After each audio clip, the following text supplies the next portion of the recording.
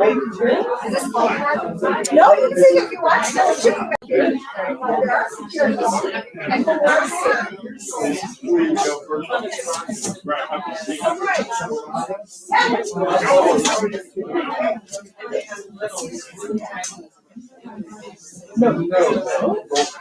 Good evening, everyone. Welcome to the first ever snake awareness program at the Lyons Regional Library. We are really happy you're here, and we're here to inform and entertain. Now, we have a few housekeeping items ahead of time. Are there any of you who have not been in the library? So everybody knows where the bathrooms are. Okay, that's good. This is an open program. You can come and go as you want. And we have on the back table a sign-up sheet if you want to sign up. We also have things for you to ask questions if you're too shy to raise your hand in front of the whole group. We have the cards back there. So, bathroom. Oh, by the way, we are attempting to record this tonight. So the fact that you stay here and in your seat is implied consent to being on the recording. So if you don't want to be recorded, now's the time to leave. So I would like to introduce first off, Geraldine Patterson. Geraldine is with the library, and she is the one that we owe the credit to putting this presentation together. And we have not practiced as a group. So what you see is what you get tonight. We want it to be an interactive session. So we encourage questions as we go. We have two guests that one is on the program and will be here shortly because he's having dinner with his kids at Oscars. But we also have his mother, Dr. Suzanne Simon from Stone Canyon, who's going to share with us some rattlesnake stories of patients who come into the ER. So that was a surprise addition tonight. Her son is an ER doc that trains EMTs, and we'll share some information on what to do in the field if you're in the unfortunate situation of having a snake nudge you gently. John King, who is here, went through that experience last summer. You can see he survived.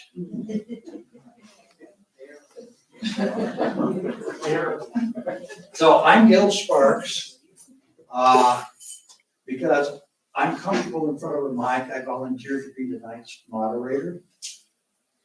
I don't intend to say a whole lot, but I won't promise I won't. So we don't have a set agenda. So Geraldine, if you would go to the first slide. Oh, I have it. Never mind. As I said, we haven't practiced. So these are our expected presenters tonight. With here, Robyn, who many of you know, Mat Huey, who has the local rattlesnake avoidance class, had indicated he was going to try to be here tonight, and then Dr. William McNitt. Oh, we have a spelling issue. It's really McNitt, who's Suzanne's son. He'll be here as soon as they finish up with dinner. He's with a 4-year-old and a 1.5-year-old and his wife in Oscars because they raced up here from Denver after picking everybody up in daycare. So we want you to be appropriately appreciative when they show up. Okay. So as I said, we've not practiced this.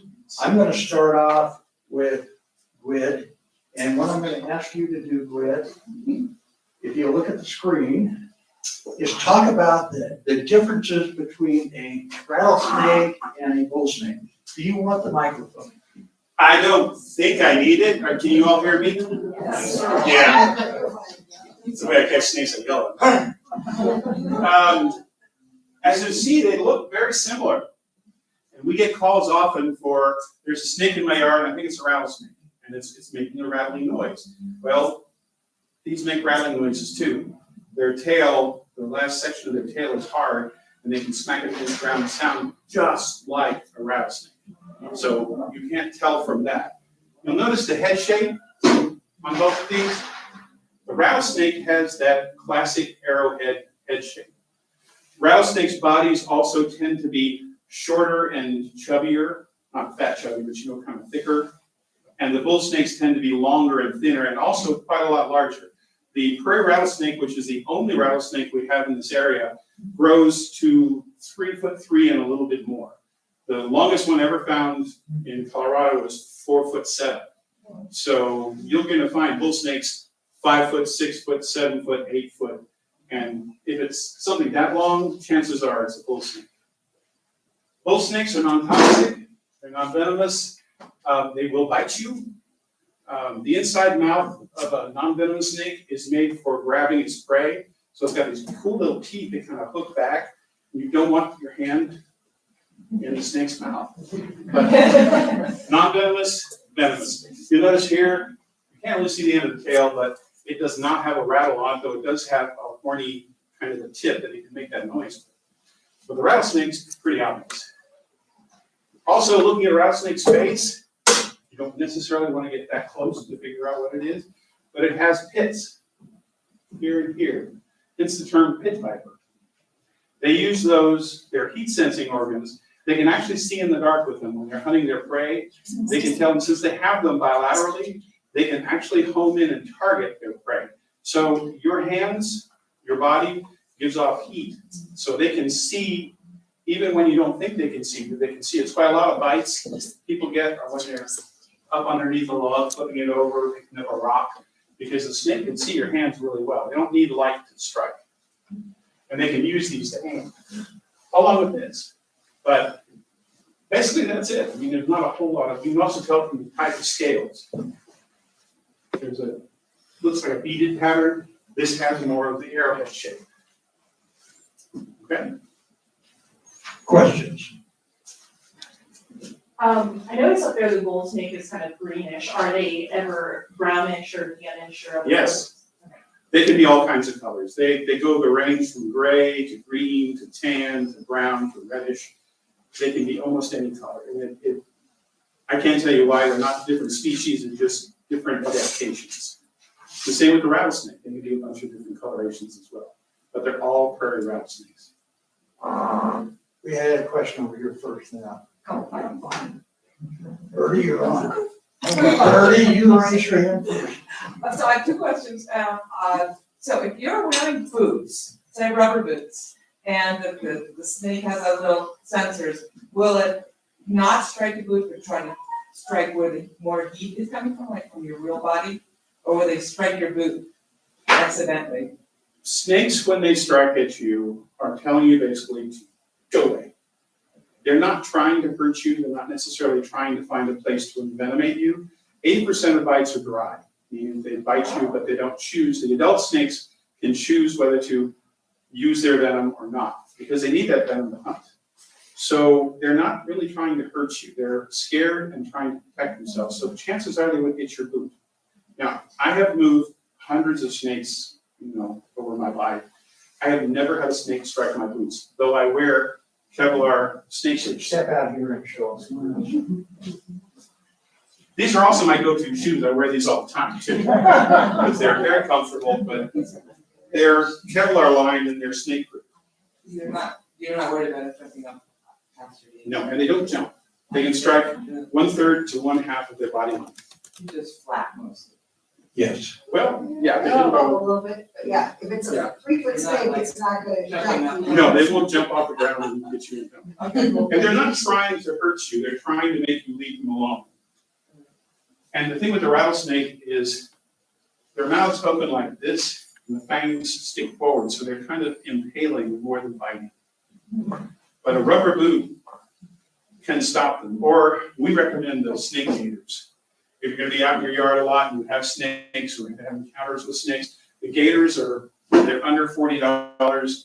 They have either Kevlar or plastic, or something in them that prevents a snake from biting through it, and you just Velcro them on. And they will keep you safe from the knee down.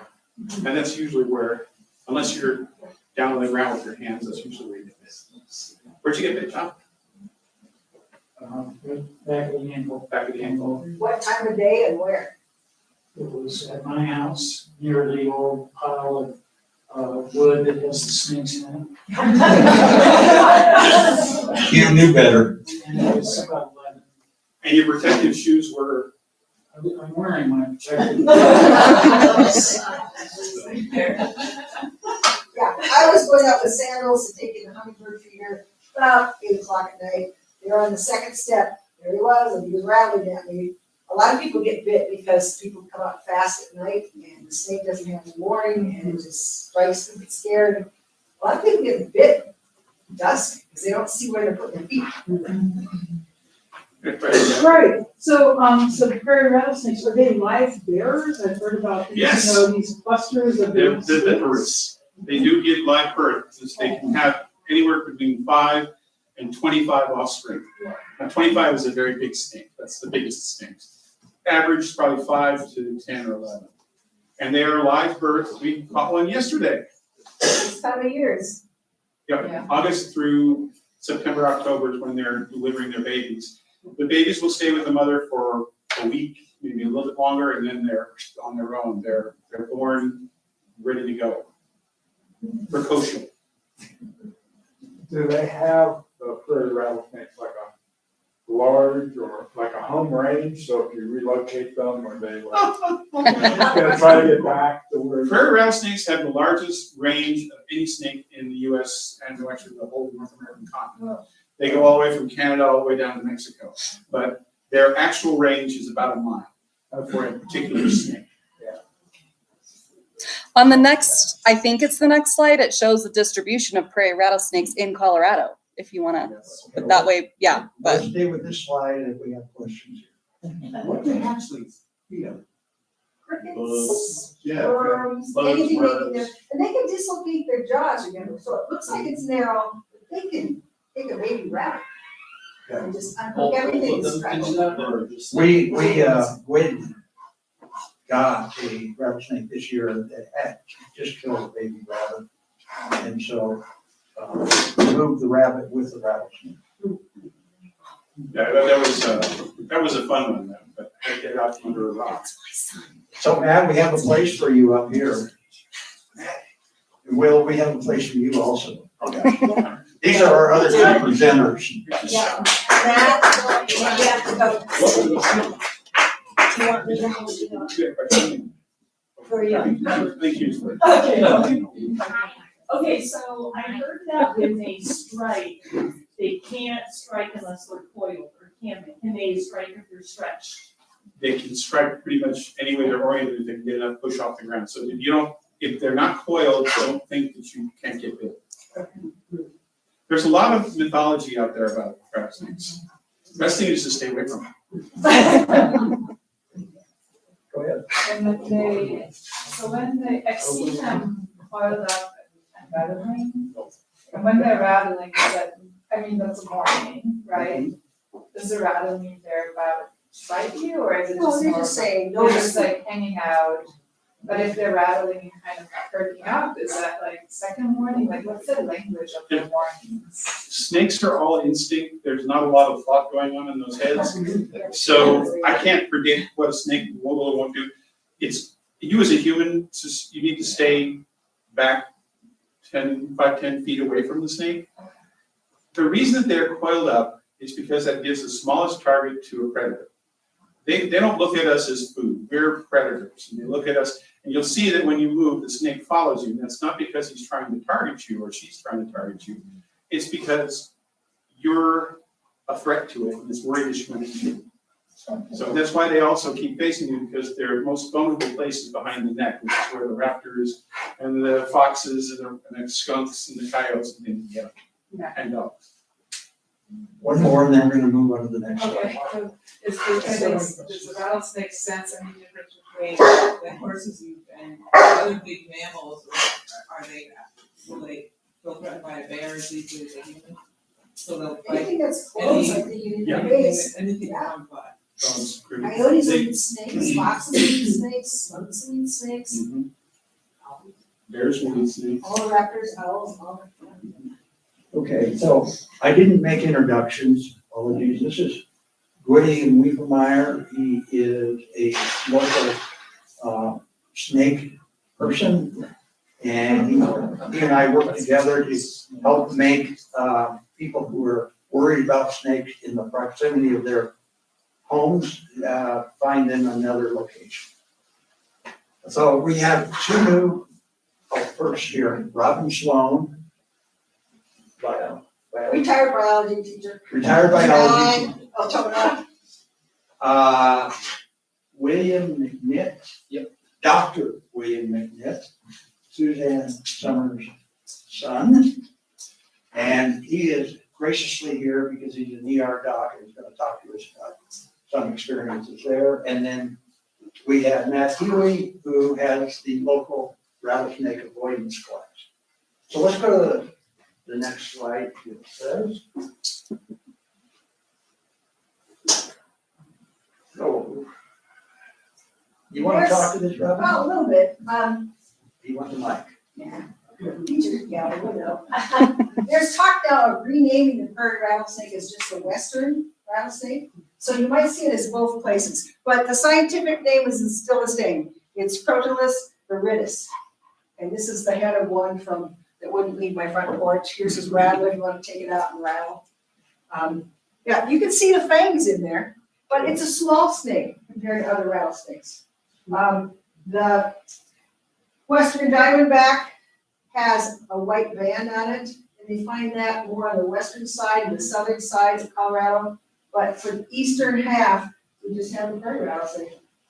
And they're not very nasty, they're not aggressive, they just want to be left alone. Questions? Prairie rattlesnakes, is there a limit to, what elevation? They used to say 7,000 feet, and that Estes Park wouldn't have them. Well, they had a couple up there last summer, my cabin's at 8,500 feet, somebody had a rattlesnake, a small one. They're moving up because the temperature's getting warmer. So who knows how high they're gonna get. There are rattlesnake species that go up to 11,000 feet, but they don't stay up there. They go into a den a lot earlier than they would because the temperature is more the factors in the oxygen. Yes, sir. What do they do with baby rattlesnakes? What do you do with? Like if you found a baby rattlesnake, what would you do? It depends on where it's found. If it's around a home or it's around where animals are, dogs, cats, poultry, we will try to move it to a less populated area. Colorado has a wildlife and parks, says their range is 1 mile. They prefer that they don't get relocated off of the property that they were found on. That's not practical in all cases. Especially in town. So, we try to keep them as close to that 1 mile radius that we can, not always successful. The babies are capable of taking care of themselves. And as soon as they leave the mom, they're on their own. So they can take care of themselves, more so than like a baby anything else. Gwen, I heard you earlier say that adult rattlesnakes could control whether the women's venom or not. I'm assuming babies can't control. No, but there are a lot of myths running around about baby rattlesnakes having more toxic venom. That's not true. The venom is the same. The thing is they don't have the regulators. They haven't learned. Yeah. And the reason that the adults regulate it is, first off, you're not afraid and they don't want to eat you. Secondly, they need that venom to take down their real prey, and they don't want to waste it. It takes them a while to regenerate. But they can control the amount, whether it's going to be a dry bite or not. But the little guys, not so much. It's like a toddler. Stick your finger in the mouth, you expect to get bit. So here are some resources for you. If you come across a snake, you can call Boulder County. While we don't have our number up there, you can contact Gwydion or myself. And if you want to, my card's in the back there. Some cards over here, but my number, if you want it, is 509-679-3346. If that was too fast for you, I'll share it before you walk out here. But we're here to help calm people who are concerned about rattlesnakes around their property.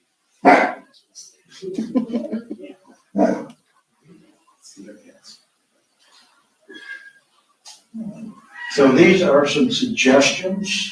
Robyn, do you want to speak to any of these? Some dogs are very cautious, and when they see something like that, they'll back up. Other dogs, they'll put their nose right around the space. So it kind of depends on your pet. You can't trust them, keep them on a leash. If you can't call them back right away, they need to be on a leash.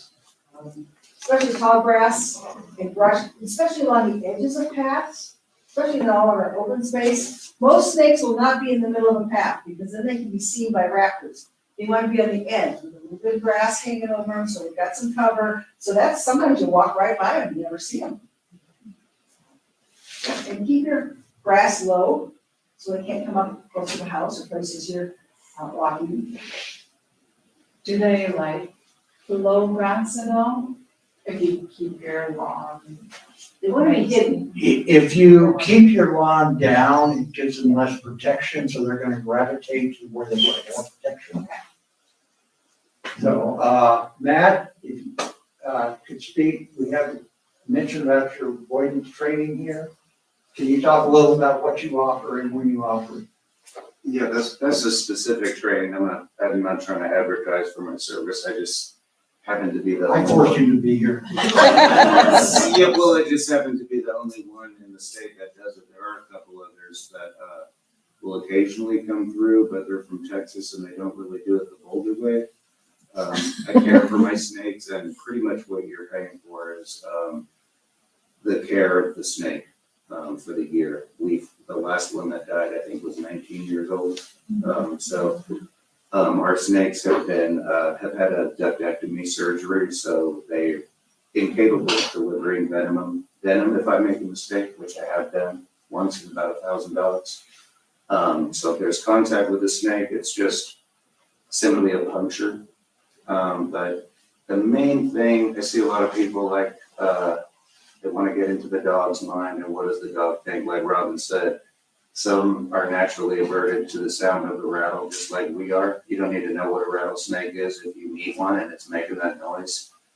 Our DNA puts the hair on our neck up for a reason. So it's not so much getting in the minds of the animal. You can know all you want about a rattlesnake, but if you step on one, he's going to bite your ass and you might die. So I'm, of course, attached to the dogs. I've cared for literally probably tens of thousands of bookings and never had one dead. And I am a freak. I live on 5 acres where there's rattlesnake dens.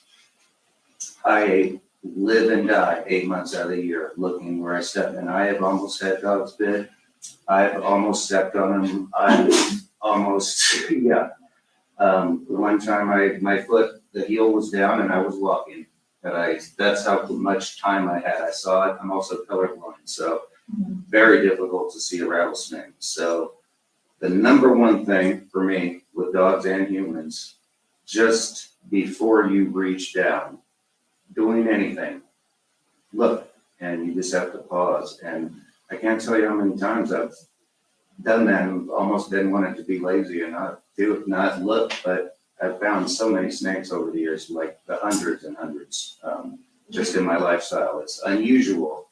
There's one of my neighbors, she could tell you, you can go a year or two without seeing them, then you can go a season where you have 25 on your little spot of land. So awareness is the number one thing, and just, I always assume there's a dog. The rattlesnake training that I do is a specific course where you bring your dog to me and I introduce them to snakes in a controlled environment, and I use static, you guys would call it a shock collar, but it's static electricity, big difference.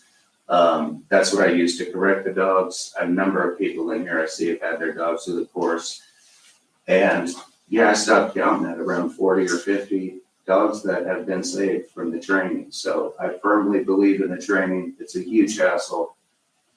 I'm looking forward to the time when I don't have to do it anymore, just when I can retire, because it's a big push physically. But for the actual training and what it translates from the human to the dog world, it's the most important thing I've ever done in my life. Yeah, what does it cost to treat a dog that's been bitten? What have you heard? Well, it's $1,200 if you're in Kansas and it's a backwoods vet, probably $2 to $3 grand, your dog might die. Something that I can't, I am a high school dropout. So my experience is like what I've learned from my friends who are herpetologists. My business partner is the one who cares for the snakes 24/7. We have, I don't want to say we, there's about 3 in there that have the surgery, but he owns and cares for 45 rattlesnakes of all types. So I get a lot of my information from him, and I really don't like rattlesnakes. The day of the training, it's a 4-day event. Each dog only takes 10 minutes, but for me, the trainer, it's not super calming or anxiety relieving to just like spend your working day with these things between your legs, but keeping them safe from the dog when you see that it translates and you get into work mode. We also work with the snakes. They're pretty smart little critters. So they kind of know what's up with what we're doing. And it's hard to explain without showing it. And I don't want anyone to think I'm crazy, but you could talk to people who've been through it. It's like it just puts it on the level of the animal language, which is, if I'm in range of that thing, he's gonna hurt me. That's it, period. There's no emotion attached to it. The dogs, most of them are my customer dogs from my other business. And they're still happy to see me. When the training is done, they believe that the stimulation is coming from the snake. So beyond that, I would say you just have to really, really be careful, especially with children. I'm interested to hear what the doctor has to say, but we did lose someone, a 7-year-old, I think, in Denver 2 summers ago.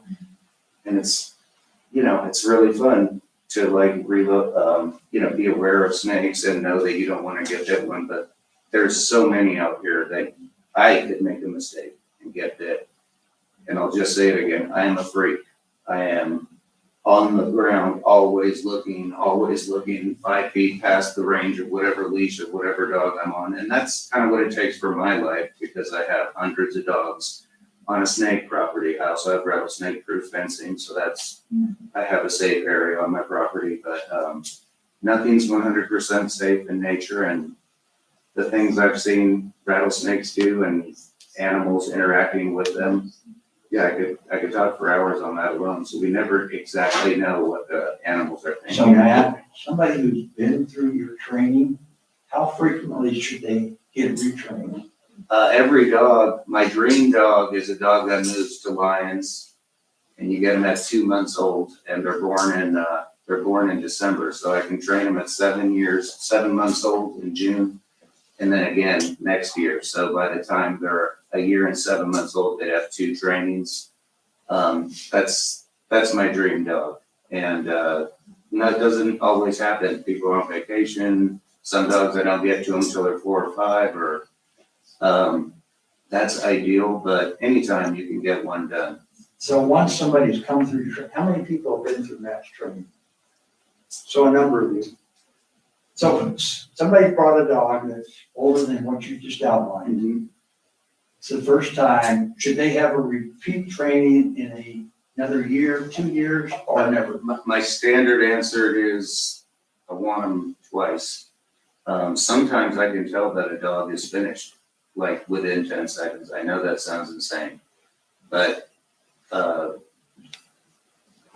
once the training begins, the way that I'm connected to the animal and the way that their body language talks to me, there are certain signs that certain dogs and certain breeds will do where they look at me and say never again. So that might be, if they have that dog, one and done, but still they would need to see a second time. Typically, at least twice. Yes, Okay. but if you can only do once, It's that better could than save, none. it could save your dog's life just the same. So Suzanne, or would you prefer Dr. Simmons? Suzanne. Suzanne, you shared a story with me the other day about somebody who got bit. Can you explain, first share your background with us, and then explain that incident that happened just recently? Yeah, Do you want the mic?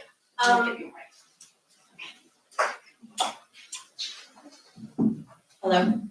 Hi. I'm an internal medicine MD, and I work in hospitals. I'm a hospitalist. So I admit rattlesnake bite patients from the ER after my ER colleagues or my son, the ER doctor, does the initial stabilization and management. I've had 2 in the past few weeks.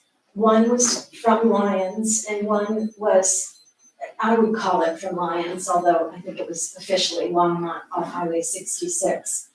The first one was a person who was working in their garden and felt a sort of thumping feeling against their leg and didn't really realize that it was a snake and didn't think much of it.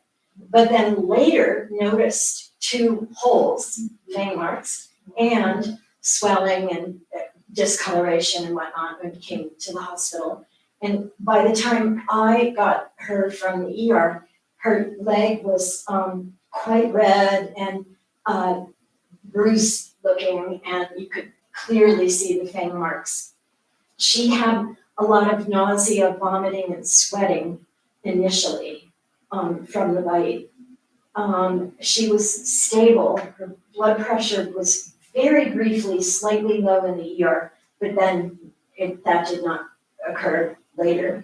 And she was in the hospital for a few days because she got infected, and it was a significant issue. The second one was a gentleman who told me that he was leaning over a pile of wood and he got it on his index finger. And it was a baby. He said it was a really little baby snake, but it was significant. He had a lot of swelling and he did lose his blood pressure when he came into the ER, and he had anaphylaxis or anaphylactoid, and Will, my son, knows more about that, so whichever the difference is. But nonetheless, he did have that systemic reaction from this baby snake. And then I admitted him upstairs, and he had very significant swelling of the finger. He got, both of those patients, of course, got antivenom and the other treatments that Will can describe for you. And obviously both of them lived. But I was looking at this going, I live up Stone Canyon. I feel like my property is rattlesnake central. Matt knows. I've had 2 dogs bitten. I've caught 3, 4, 5 this summer in my driveway, in my front yard, in various places. So these patients, I looked at them and I went, that could have been me. And I do have a pair of boots, just like Gwyd's. I have the Kevlar, they're from Tennessee. Fashion forward. Yeah. And I've had them for 25 years and they're very expensive. They were like $400 and something. And a friend of mine said, well, those are too expensive, Suzanne. And I said, well, 25 years, divide $400, and how much does a rattlesnake bite cost in the ER? $30,000, $50,000 more. So it's $400 for the boots for 25 years, worth it. John, was your treatment expensive? I believe so. So should I ask Sally instead? We have insurance. Yeah. Which helps, right? A lot. Thank So, I don't know if this is the same person, but we got a call this summer about an individual who'd been bitten in the garden later in the afternoon up toward Pinewood. and was wearing shorts in high grass. That's not something that we encourage. When it's hot out, people like to do it. John likes to do it. Not picking on you, but I am. But, think about the clothing when you're out. It can make a difference. And we'll have some suggestions towards the end of this about that. So these are some prevention tips that we've come across that are you can Google on the internet. Leaving food out, besides attracting bears, it attracts mice, which attract snakes. So keeping food away from the foundations of your home is a very good idea. My brother, who's back here, can attest to the fact he came home to our house one day, and on our back porch, right by the door, was a rattlesnake poised right there. So we've had the experience at our house. He had a little sign that said, "Catch me, catch me." So Matt, you talked about having the fencing. What's your experience in fencing? I'm surprised there aren't more like it. There's a couple between here and Pinewood that I know, but it's just a 3-foot section, a typical, what I call a dog park fence, a 5-footer post and beam or whatever, wooden fences people usually use. They put that hog fence in between. So if you trench a line, 4 to 6 inches and put the 3-foot section in there, galvanized screening, 1/4 inch. I've never had a snake in my yard, but it's also, owls, coyotes, rattles, anything can happen in nature in the middle of the night. But it does give me confidence. Again, my lifestyle is different than most, but it makes it so that the dogs have a safe area on my property. But I recommend that, especially people with kids. The Barber rattlesnake is not a good climber. They can't climb them. I had Well, them they can climb. climb, but they're not And really I great. had them climb up a 3-foot T-post into a bluebird house, got in there, grabbed a baby bluebird, which was too big, couldn't get the head back out the hole. So the snake was trying to get his head out of there, and we were able to kill it because it was too close to a house. But they can, if they have the right circumstances, they can climb. I had one in my barn before it burned down in the Stone County fire last summer, but I walked into my barn one day and I was doing chores with my animals. And then as I was leaving, all of a sudden I heard it rattling and I went, whoa. And so I stopped and I looked, trying to figure out where it was. It was right in front of me. I was standing up and it had gone up there to get mice. And it was up there, like level with me. And I was looking at it going, whoa, dude, I did not know you could be there. Bull snakes are good climbers. Bull snakes are really good Yes, they climb up bricks. Okay, so in the interest, we said this session only goes to 7:30. We're willing to stay longer, but in the interest of time, I'd like to introduce Dr. McNitt. And if you'd share what you do and what you've seen relative to rattlesnakes. You don't want me on the mic, sorry, I'm like way too loud at baselines. So we're looking at, I'm an ER doc out in Brighton, so we see a fair share of snakes out there. I did 2 different wilderness medicine trainings with Knowles. And then I also do medical direction for a whole bunch of ambulance and fire services. We run into it kind of out there in the Commerce City area, Bar Lake and all that. So I was trying to figure out what kind of would be most useful for folks. I'm going to run through just real quick what to do if you get bitten, because that's probably the thing that is most important for people to remember. And then I can talk just a little bit about what is it we're going to do for you in the hospital, what are the products that you're going to receive, and why is it important to not get bitten because of the cost of those things. So the long story short is, after you have a strike where you think you might have been bitten, the first thing to do is get away from the snake, because they should not be able to nail you again. But a lot of the bites are dry, and they don't exhaust their venom supply on the first bite, even if they do nail you. So what you want to do is calmly walk away and find a safe place to sit down. And then you want to sit down and take a deep breath, because most of the time you're not going to die. And you don't have an emergency yet. you're about to have an emergency. But right now, what you want to do is not cause a bigger problem, run into another snake, you know, if you're up on one of the trails here, end up on an exposed area and falling down a cliff, whatever. So get somewhere safe, sit down, take a breath, and then expose the area where you think you got hit. If you felt that whack on your pants or your boot and you realize there's a snake there, get it off and take a look. If there's no broken skin, no evidence of injury, and it's not tender, chances are you didn't get poked. If you're at all concerned, go get care. But if you're in a situation where evacuating is practical, is impractical and it's going to be, expensive or impossible, if there's no evidence that anything broke the skin, chances are nothing broke the skin. And if that didn't happen, then you didn't get the venom in you, which is what needs to happen. It's a puncture wound, and then they're shooting venom into the tissue right below the skin. So if that doesn't happen, you're safe. When in doubt, seek care, because you can get those issues where you have a little puncture and you don't realize it, or it looks like an abrasion, it looks just like a little scratch, and there's actually a deeper injury. And right now, it doesn't hurt at all. And then tomorrow, all of a sudden, you lose your hand. So if you do have evidence of injury, take it seriously. What the current recommendations are for these injuries like this is to immobilize the affected body part. In dudes, it is often going to be your hand. The joke we always tell in the ER is the words most commonly uttered before a rattlesnake bite are, "Here, hold my beer." At the end of the day, people mess around with snakes, and particularly out here where they look very similar to bull snakes, people get into trouble with grabbing at them. And so if it is an arm, immobilize that.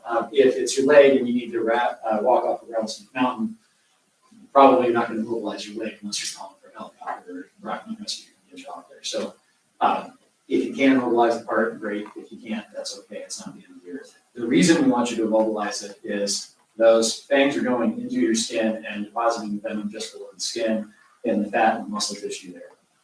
And there's lymphatics, that sort of low pressure immune system that drain back and eventually get to your heart. And what you're trying to do is delay the passage of venom from here, where it's going to cause local tissue damage, to here, where it's going to go into your bloodstream and be a systemic issue. And that's when you get some of the more serious complications.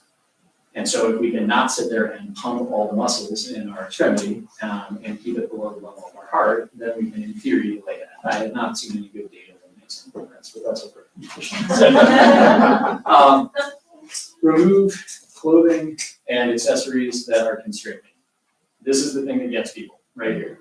You get bitten here, or here, or here, and you don't take your ring off, and you go to the ER and you sit there waiting for 5 hours, and then your hand swells up, and now we're trying to cut your ring off, and you're losing your finger.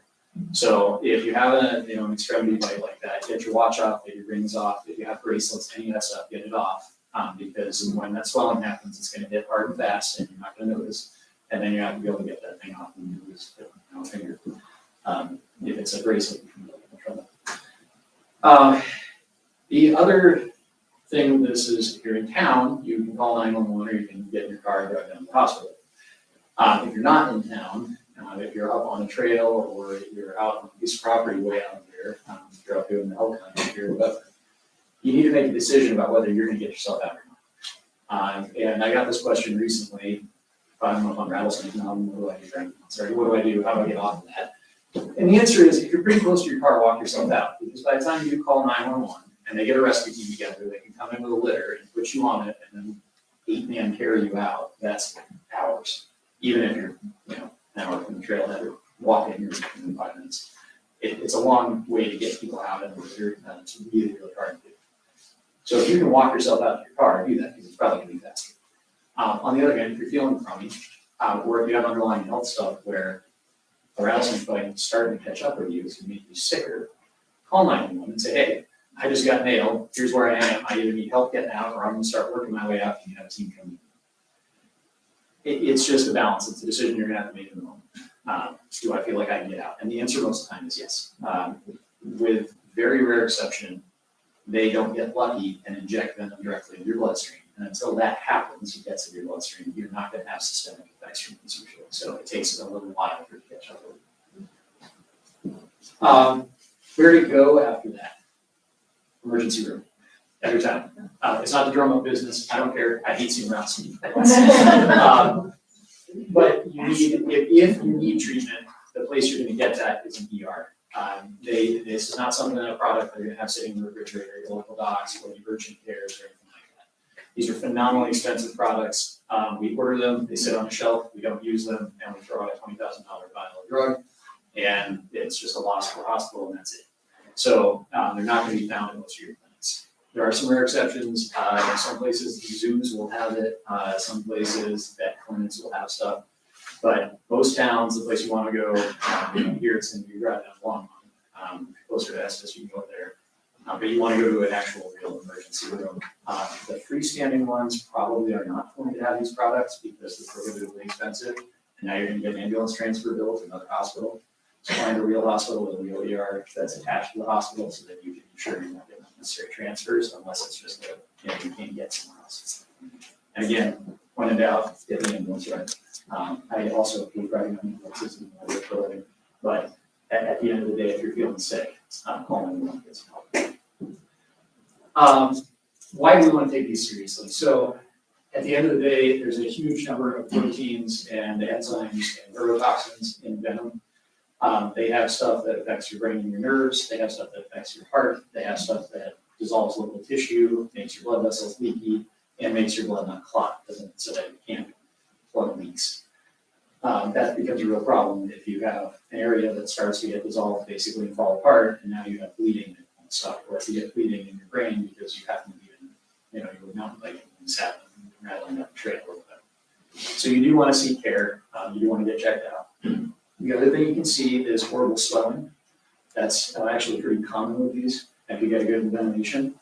And if that swelling happens in one of these muscles here, where you actually got envenomation deep in the muscle belly, that muscle has a thing called fascia around it, which is tissue that doesn't stretch. And as that muscle swells, it's got nowhere to go. And what it's going to do is crush the blood vessels that feed the muscle, and the muscle dies. And the nerves that run through are long muscle for that. So you can get into trouble and lose use of your arm, the hand, your leg, with these bites if it's not taken care of quickly. And if you present really late with it because you're pretty sure it was a bite, and tomorrow you're pretty sure it was, we end up sending you to the surgeon who's going to make a cut from here to here, unzip that arm, and go in and open up each one of those muscle bellies. And now you're going home with a wound back and months of rehab and trying to get that wound closed up, which we don't like to see. The good news is about 1 in 750 rattlesnake bites kill someone. It's not that common. So, seek your care, get seen, get taken care of, and be okay. What do we do for these? This is the part that I want to impress upon people because it's the part that bothers me about treating people for this. There's 2 products in the US we're going to use if we think you have an envenomation. There's Antivib and Profab.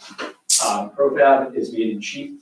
They inject the venom into sheep and floats around, and the immune system reacts to it, and they pull those antibodies, the sheep make out of their blood, and they purify them, make some changes to them, and they give them to you. Antivib is a similar process but made in horses. These products are phenomenally expensive because of the way they're made and the liability associated with that, and neither of them is made in the United States. They're chronically on shortages, supply issues. Most hospitals have one or the other. Most hospitals do not have enough to give you a second dose. The cost of Profab is about $20,000 for an adult male's first dose, and often you need 2. Antivib, you usually don't need a second dose. It's about $14,000. It's 10 vials, and each of them is about $1,300. That's 2024 data. These are products that are not made in the United States. I don't know what they cost right now. Quite a bit more. So when you're walking into that ER, with an envenomation, you are looking at a very, very steep charge. And that's just for the product they're going to do to turn off the toxins. That's not the laboratory work. If we give you that product, you're getting admitted to the hospital for at least 24 hours. If you got Profab, you may need another dose, and you may need a dose as far out as 6 days out. It wears off, and sometimes the toxin has to be completed. And then we do a ton of lab work because of that issue with bleeding. So we have to watch basically your bleeding parameters. And some labs we draw every couple hours and watch that because people can suddenly get this horrible bleeding complication. So we want to avoid that at all costs. I think the most important thing here is what everybody's talking about today, which is don't get bitten in the first place because you don't want to come see me because I'm going to poke you with needles and then run up a huge charge, and that's not good for anybody. Insurance does usually cover this, but if you have a high deductible plan like I do, it's not super helpful, right? Right now, my deductible for the year from my breast. What questions was that? This is the part everybody wants to know. I think your mom mentioned an anaphylactic response. Does it, in a first aid sense, other than going to calling 911, going to ER, does it ever make sense to like use an EpiPen for somebody? Yes and no. So there are folks who can get sort of allergic like reaction to it right off the bat, particularly people who have been bitten before. There's a guy in the case reports, he's a homeless gentleman who collects rattlesnakes and gets bitten all the time, he turns up in ERs. I was in Denver briefly, most of those in Arizona. And he's had profab, I don't know how many times. And he does occasionally get an anaphylactic reaction to both the bite and the product. So it can happen, in which case you want to use your EpiPen. I will tell you that if my ambulance crew runs on somebody who got bitten and the blood pressure is really low and they're sweating and white and shaky and look like they're in shock, we're going to give you epinephrine and use one of these EpiPens so nobody makes a dosing error.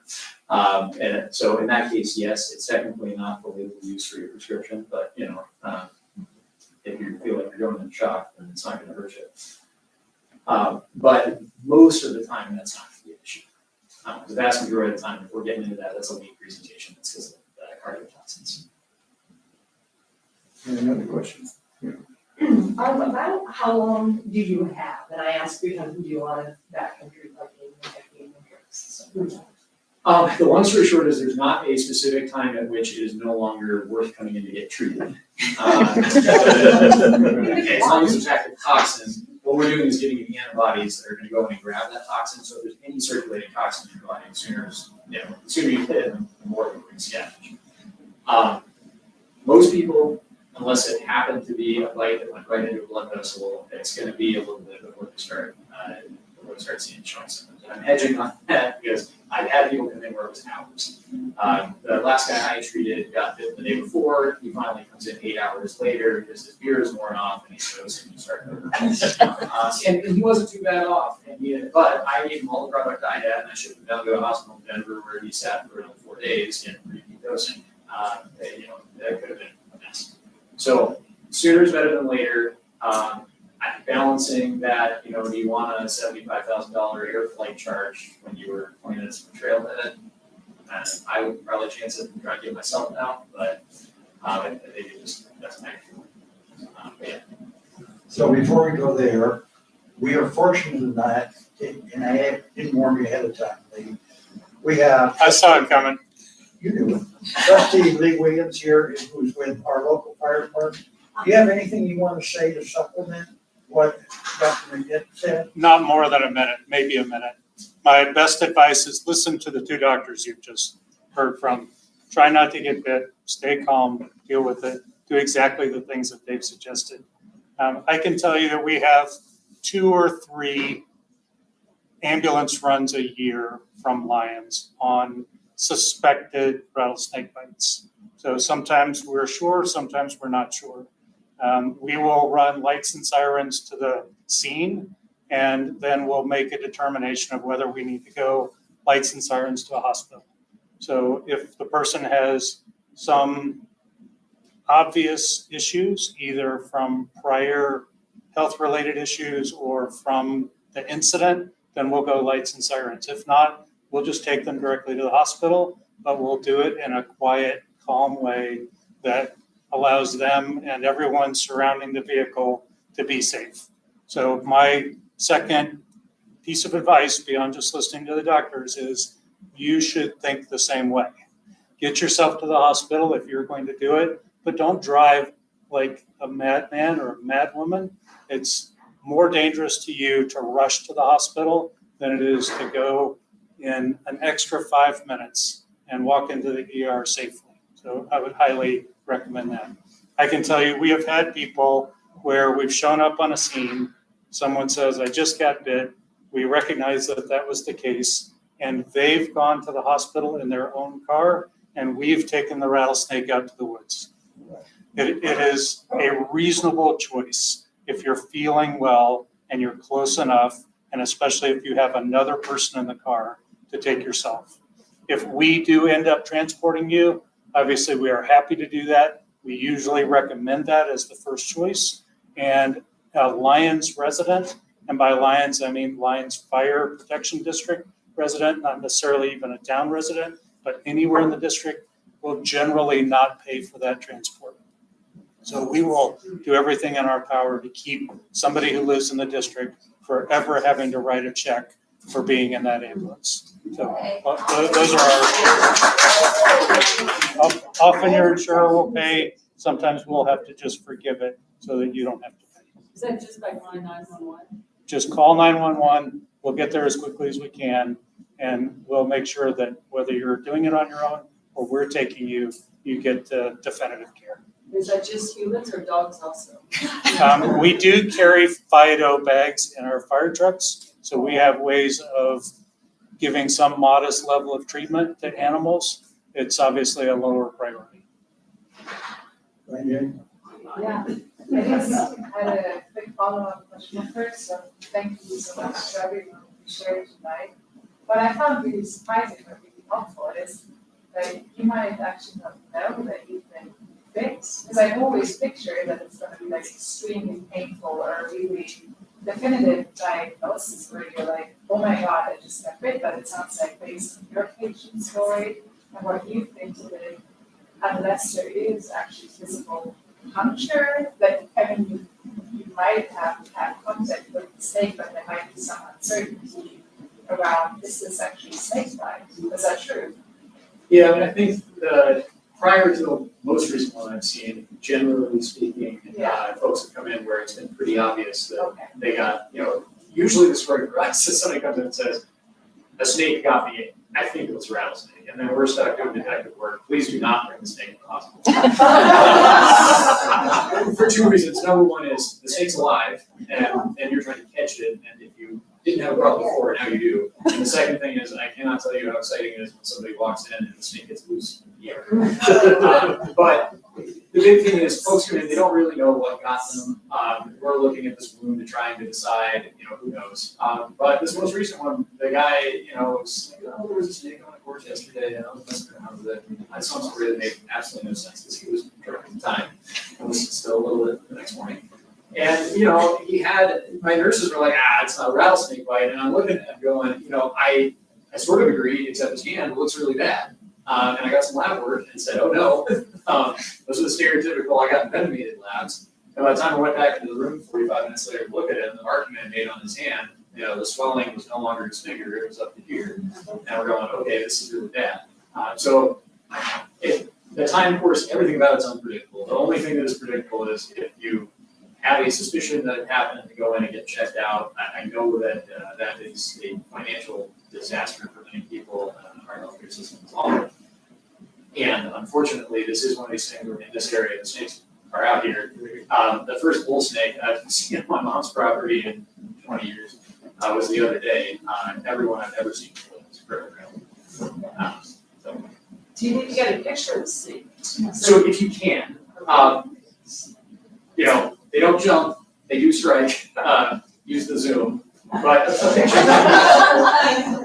The main reason for that is up here, most of the time it's gonna be rattlesnake or bull snake, and anybody looking at the ER is gonna have no idea that you can't tell. On the other hand, a lot of the places that I'm getting folks in from, and certainly go down by the water here, if there's a garter snake, or somebody's domestic snake got loose, and it's some obviously not rattlesnake, then you just save yourself an enormous amount of trouble in lab work. Yeah. Right. So if you've been bitten or suspect you have, but for whatever reason, it makes more sense to transport yourself to the hospital, Sure. should you still call 911 and say, hey, get ready, he's coming in, or? So the 911 system is different everywhere, but generally speaking, dispatch doesn't communicate to hospitals very well. And at the end of the day, with something like a snake bite, there's not a reservation process in place usually. Gunshot wounds are a little different, but there are things we'll give us a heads up, say, hey, you got some disaster that's about to show up, grab the vehicle, we get our trauma room ready. But generally speaking, like a rattlesnake bite, we're gonna say, okay, tell a friend this, hey, watch out for somebody coming in with this. You could shoot yourself too. I think the most important thing is just let the front desk know when you come in and say, hey, I live in a place that's full of rattlesnakes. I'm pretty dang sure I got chewed on by a rattlesnake. There is a whole thing in medicine of people under triaging people. You've seen 50 snake bites this summer, not a single one was an venomation. And people are like, it's a busy night. put in the waiting room. Well, that is not the right response. So that's probably the only thing. And we're very blessed that we only have one kind of rattlesnake here, one kind of poisonous snake. Where I lived in Arizona, we had 13 different kinds of poisonous snakes, so with all kinds of different venom. So we have a question with, and give it to you. It's when relocating a rattlesnake, how far can you go without impacting its ability to find shelter and food? They recommend not taking it, again, as he said earlier, taking it off the property or away from its normal habitat. This whole area is snake central. I mean, literally, we have an ideal habitat for snakes. Does it affect the snake? Yes. Is it great to move a snake? Probably not for the snake, but the reality is snakes, most of the snakes we've handled and dealt with have been up on people's porches, against people's doors, under people's chairs, on people's walkways, in their yards where they work. They are in human interaction zones that are not safe. So moving the snake out of that interaction zone may not be ideal for the snake, but it's a lot better than the alternative, which is killing it. We definitely don't want to do that, because these snakes do amazing good things for us by getting rid of those vectors of disease transmission that are furry and run around. So, Matt? I have a question for the audience. How would you feel if you relocated a rattlesnake and then later on found a child or dog was bit in that area? Most people are not qualified to relocate a rattlesnake because you must put it where it will never meet a human again unless it's someone who's hiking up trail. So I just know people, most won't do it. That's what you need to think about, you know? I can And tell you this snake, 2 weeks ago, 18 inch, I came out at dusk, it was right on my steps, I was going out to get the hummingbird feeder, and it rattled, and my husband grabbed it with a grabber. He got some red spray paint, put a little dot on it, took it down the hill from us. 5 days later, it was back up on our steps. Oh, wow. Mainly because we have a lot of rock around our house for fire mitigation, and they like the temperature regulation. So he was coming back to someplace that was warm for him. We didn't move it far enough. So he did get killed the second time. 2 strikes and you're out up at Robyn's place. I know it was him because he had a red spot. Okay, I'm gonna transition us from the Q&A. So we have a number of tools over here. We have some rubber snakes, if you want to practice on using any of these tools. We have some pictures. We're going Both to stay snakes around. and rattlesnakes. There's also pictures of the fangs of how they inject. You can take the little rattle out if you want to rattle it yourself. You can kind of see where the head, and if you look, you can see the fangs tucked up in the mouth of the rattlesnake. There's some guidebooks that show pictures. You can try grabbing the snake. This is about a $30 Amazon rabbit. 69 inches. I don't jump with my artificial knees, you know, so it's got to be pretty far away before I'll do one. But try it, try one of these snakes and see if you can move it into. So that's what we have them here for.